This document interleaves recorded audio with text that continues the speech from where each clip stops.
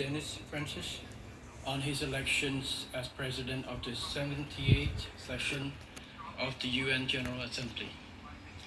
Our debate is timely and very relevant to the current global context. Rebuilding trust and reigniting global solidarity, accelerating actions on the 2030 agenda and its sustainable development goals toward peace, prosperity, progress, and sustainability for all. It is my great pleasure to address this esteemed gathering today as the new Prime Minister of the Kingdom of Cambodia. I am committed to working closely with all member states under this august body of the United Nations to realize our shared aspirations. Excellencies, distinguished delegates, I share the prevailing concerns over the growing global instability and geopolitical tensions we all witness at present. The escalation of the war in Ukraine and its grave consequences reflects a significant erosion of trust among member states and lack of confidence in multilateralism. The competitions between super and major powers has diverted our available resources to expand security capabilities amid widening gaps in funding to address the lingering effects of COVID-19 and achieve the SDG 2030 agenda. Climate change is meanwhile threatening the existence of humanity.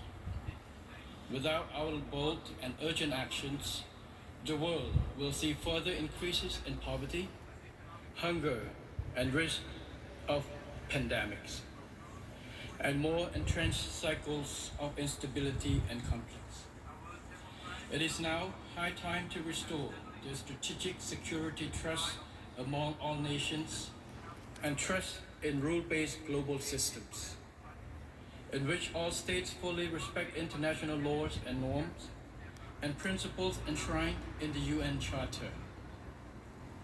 We should strengthen and leverage the convening power of the United Nations systems to help reignite global solidarity to build a safer and more prosperous world for all.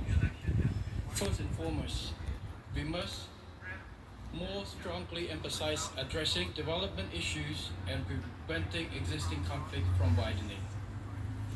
In this regard, Cambodia highly appreciates the UN Secretary General's new agenda for peace with its ambitious recommendations for global stability and his vision for future of global cooperation as outlined in his report, Our Common Agenda. We strongly support his SDG and climate initiative. I am confident that his call for an SDG stimulus to invest $500 billion a year on sustainable development and climate action between now and 2030 will put progress on SDG implementation back on track.